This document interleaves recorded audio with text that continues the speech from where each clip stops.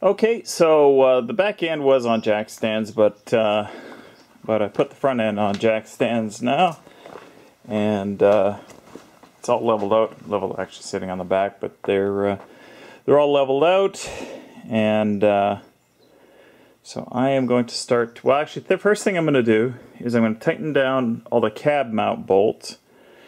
Then I'm going to have a look at the assembly manual for the core support here. Seems to be a little bit off. Like you just shifted to one side or another. Oh, by the way, I did not level the frame front to back because I didn't think that was important. I think it was more important to worry about a twist in the frame. So I leveled off the front frame horns back a bit where it wasn't in a spot where it looked a little bit bent or anything like that. And did it at the rear, right above the rear axle here. And looks good.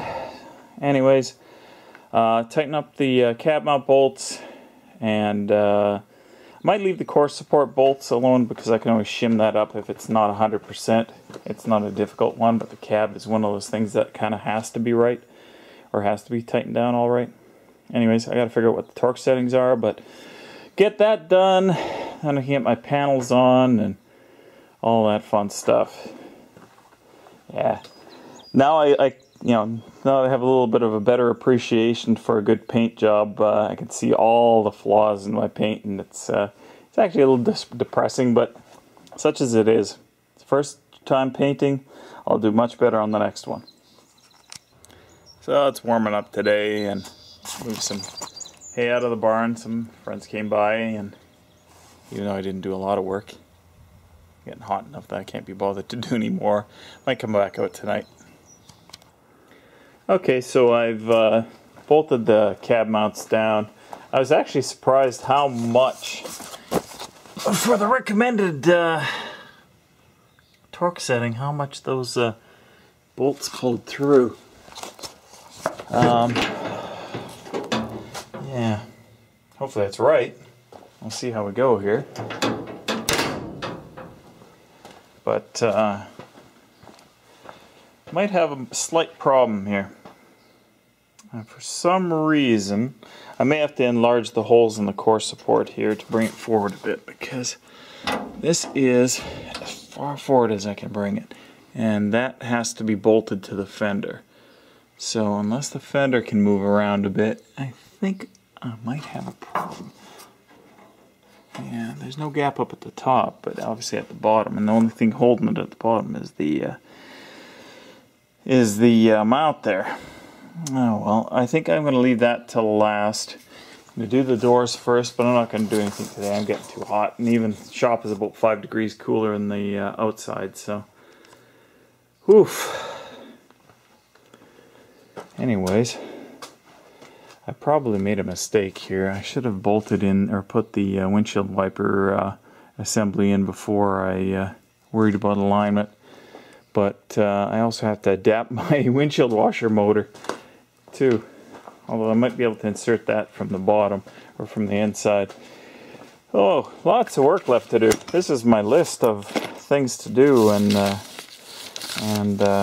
I'm sure I've forgotten a few things because I remember looking at some other parts that I realized, oh yeah, those go to the truck. Anyways, yeah, this is a newer motor that has the pulse wiper mechanism or electronics in it, and I basically have to adapt it to, well, first of all I have to lengthen the shaft slightly, adapt it to that. This is the original setup, bring the shaft through there, and as you can see it's a little bit short, probably about an inch short.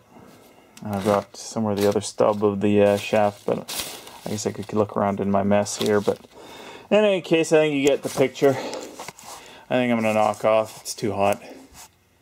I'm sure it's not like other places in the world, but hey, I'm a northern person, and this is hot for me. Oh, I do want to get something done on this thing. I think I'm going to have to order the windshield seal kit so I can finish putting together the driver's door there. Anyways, that's it for today, guys. Thanks.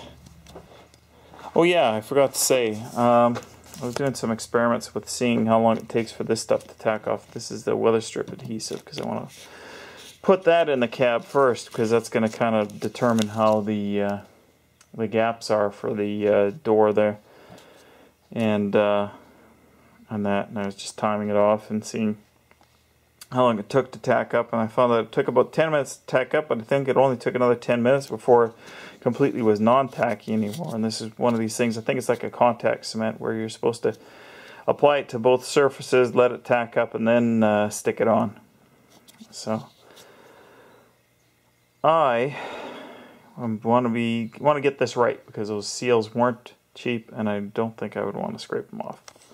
Anyways, that's it, guys.